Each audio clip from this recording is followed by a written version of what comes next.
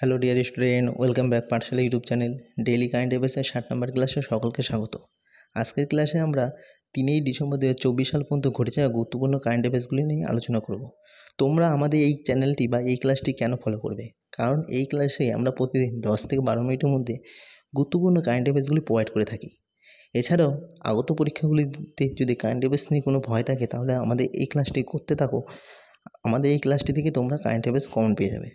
তো আর কথা না বলে চলো শুরু করা যাক আজকের ক্লাসটি। আজকের ক্লাসটি শুরু করার আগে প্রথমেই বলে নিই, আমাদের এই ক্লাসটি সবার কেমন লাগছে সেটা ক্লাস শেষে সবাই কমেন্ট বক্সে কমেন্ট করে জানাবে। দেখো, প্রথম প্রশ্নটি হলো, মহকুম্ভ মেলা কোন রাজ্যের 76তম জেলায় পরিণত হয়েছে? Option A Rajasthan, option B Chhattisgarh, option C Madhya Pradesh, option D হলো উত্তরপ্রদেশ।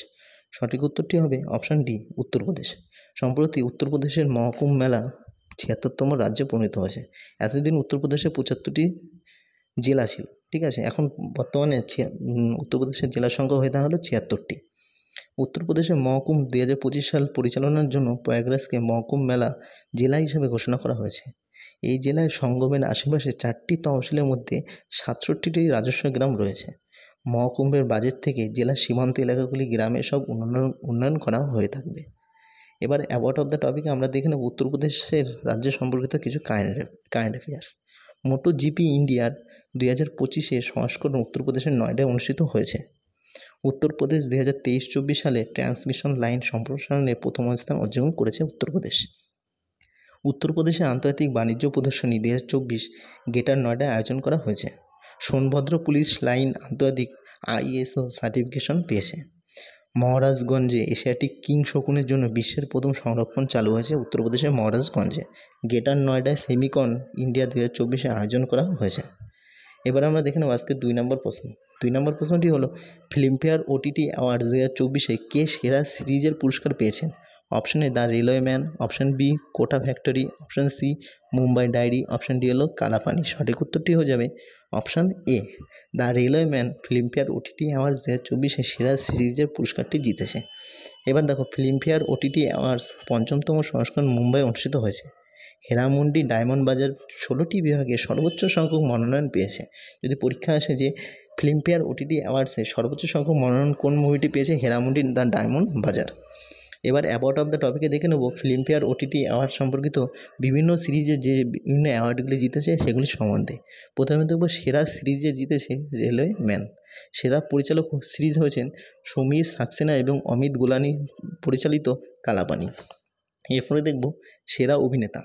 কমেডি সিরিজে সেরা অভিনেতা হয়েছে Rajkumar Rao guns and roses সিরিজের জন্য। সেরা অভিনেত্রী হয়েছে কমেডিতে Gitanjali Kulkarni good luck season 4-এর জন্য।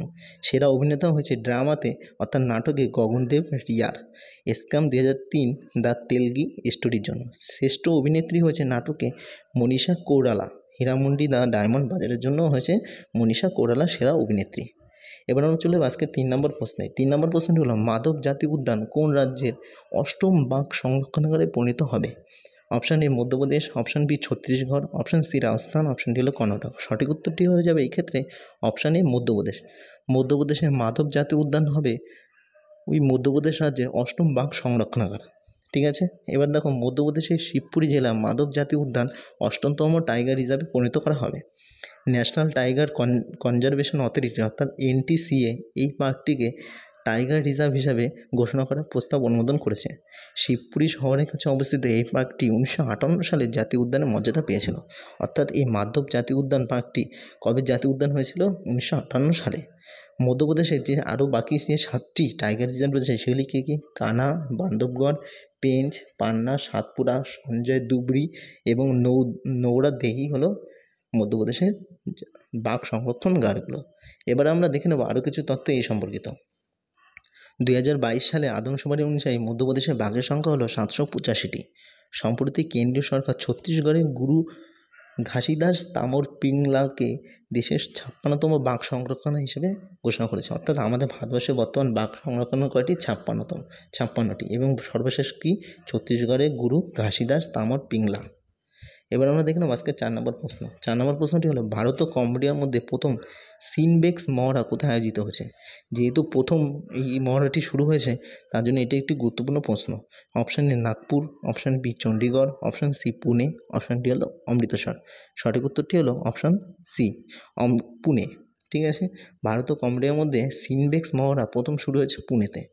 ফার্স্ট ইন্দো কম্বোডিয়ান যৌথ টেবিল টপ ব্যায়াম সিনবেক্স 1 ডিসেম্বর 2024 থেকে মহারাষ্ট্রের পুনেতে শুরু হয়েছে।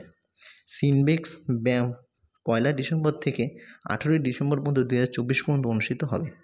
দুই দেশের মধ্যে সামরিক সম্পর্ক জোরদার করতে এই মহড়াটি চালনা শুরু হয়েছে, সিনবেক্স মহড়াটি। এবার যেহেতু কম্বোডিয়ার কথা এসে তাই আমরা অ্যাবাউট অফ দ্য টপিকে কম্বোডিয়া সম্পর্কিত কিছু স্ট্র্যাটেজিকে দেখে নেব। কম্বোডিয়ার বর্তমান প্রধানমন্ত্রী কে রয়েছেন? হুন মানেট। রাষ্ট্রপতি রয়েছেন হুন সেন।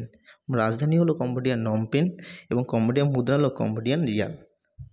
এবার দেখো আজকের 5 নম্বর প্রশ্ন। 5 নম্বর প্রশ্নটি হলো সারস বা সরস ফুড ফেস্টিভ্যাল কোথায় আয়োজিত হচ্ছে? Option A Bangalore, option B Kolkata, option C New Delhi, option D হলো দেরাদুন। সঠিক উত্তরটি হলো অপশান সি নয়াদিল্লি। নয়াদিল্লিতে সরস ফুড ফেস্টিভ্যাল আয়োজিত হচ্ছে। গ্রামীণ উন্নয়ন মন্ত্রক নয়াদিল্লিতে সারস ফুড ফেস্টিভ্যাল আয়োজন করা হয়েছে। এটি 1 ডিসেম্বর থেকে 17 ডিসেম্বর পর্যন্ত অনুষ্ঠিত হবে। উৎসবের লক্ষ্য কী? উৎসবের লক্ষ্য হলো ভারতীয় সংস্কৃতি এবং খাদ্যাভ্যাসের বৈচিত্র্য প্রদর্শন করা হলো এই উৎসবের লক্ষ্য। এই উৎসবে দেশের 25টি রাজ্য থেকে 30টি স্টলে 300টিরও বেশি খাবার প্রদর্শন করা হচ্ছে এই উৎসবে। এবার যেহেতু উৎসবের কথা এসে তাই আমরা অ্যাবাউট অফ দ্য টপিকে উৎসব সম্পর্কিত কিছু কারেন্ট অ্যাফেয়ার্স দেখে নেব। জম্মু কাশ্মীরে শিকারা উৎসবের আয়োজন করা হয়েছে। এছাড়াও জম্মু কাশ্মীরে তাবি মহোৎসবের আয়োজন করা হয়েছে। লাদাখে জাসকর উৎসবের আয়োজন করা হয়েছে। আর মহারাষ্ট্রের পুনেতে 20তম দিব্যকলা মেলার আয়োজন করা হয়েছে মহারাষ্ট্রের পুনেতে। তাহলে আমরা উৎসব সম্পর্কিত কিছু কারেন্ট অ্যাফেয়ার্স দেখে নিলাম। এবার চলে যাবো আজকে 6 নম্বর প্রশ্নে। 6 নম্বর প্রশ্ন হলো ভারত ও কোন দেশ হরিমাউ শক্তি অনুসরণ শুরু করেছে? Option A Japan, option B Indonesia, option C Malaysia, option D হলো ফিলিপাইন। সঠিক উত্তরটি হয়ে যাবে অপশান সি মালয়েশিয়া। ভারত এবং মালয়েশিয়া হরিমাউ শক্তি অনুসরণ শুরু করেছে। ভারত এবং মালয়েশিয়া 2রা ডিসেম্বর 2024 তারিখে মালয়েশিয়ার পাহাং জেলার বান্টিং ক্যাম্পে হরিমাউ শক্তি অনুসরণ শুরু করেছে। এটি 2রা থেকে 15 ডিসেম্বর 2024 পর্যন্ত আয়োজিত হবে। 2023 সালে এই মহড়াটি অর্থাৎ আগের বছর এই মহড়াটি মেঘালয়ে অনুষ্ঠিত হয়েছিল। এই অনুষ্ঠানের প্রথম সংস্করণ 2012 সালে পরিচালিত হয়েছিল। অর্থাৎ এই হরিমাউ শক্তি অনুসরণটি প্রথম শুরু হয়েছিল 2012 সালে। এর লক্ষ্য কী ছিল? এর লক্ষ্য হলো 2 সশস্ত্র বাহিনীর মধ্যে বৃহত্তর সমন্বয় ও আন্তঃকার্যক্ষমতা বৃদ্ধি করা হলো এই হরিমাউ শক্তি অনুসরণের লক্ষ্য। এবার যেহেতু যৌথ যুদ্ধ মহড়ার কথা এসে তাই আমরা কিছু যৌথ যুদ্ধ মহড়া বা অনুশীলন দেখে নেব। প্রথমে দেখব মালাবার অনুশীলন। এই মালাবার অনুশীলনটি ভারত, মার্কিন যুক্তরাষ্ট্র, জাপান এবং অস্ট্রেলিয়ার মধ্যে হয়ে থাকে। এরপর দেখো বরুণ অনুশীলন। এটি ভারত ও ফ্রান্সের মধ্যে হয়। লাপোরস অনুশীলন ভারত, অস্ট্রেলিয়া, মার্কিন যুক্তরাষ্ট্র, ফ্রান্স, জাপান এবং যুক্তরাজ্যের মধ্যে এই লাপোরস অনুশীলনটি হয়ে থাকে।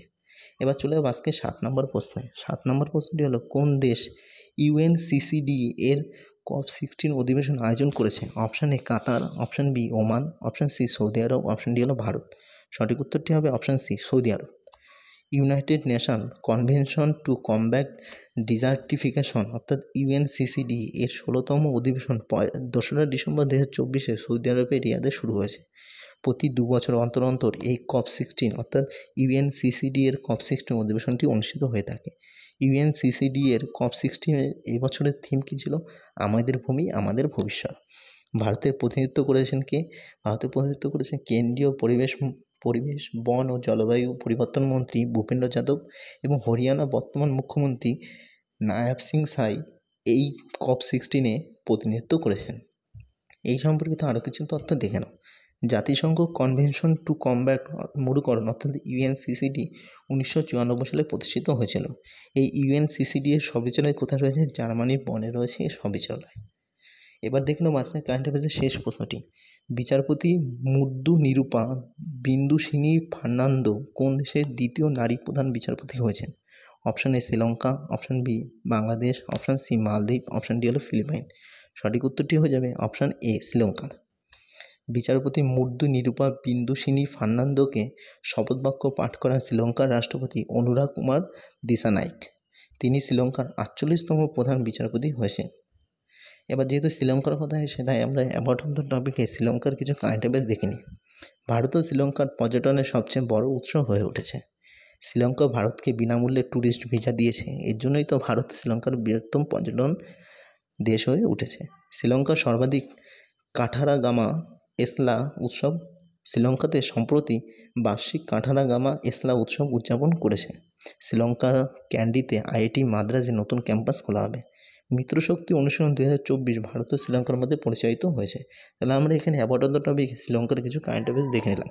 তো ডিয়ার স্টুডেন্ট, এই ছিল আজকে কারেন্ট অ্যাফেয়ার্সের ক্লাসটি সবার কেমন লাগলো সেটা কমেন্ট বক্সে জানাও, এবং আমাদের এই ক্লাসটি সবাই লাইক এবং সাবস্ক্রাইব করে সকল বন্ধুদের মধ্যে শেয়ার করে দাও। আর ধন্যবাদ সবাইকে ক্লাসটি সম্পূর্ণ দেখার জন্য।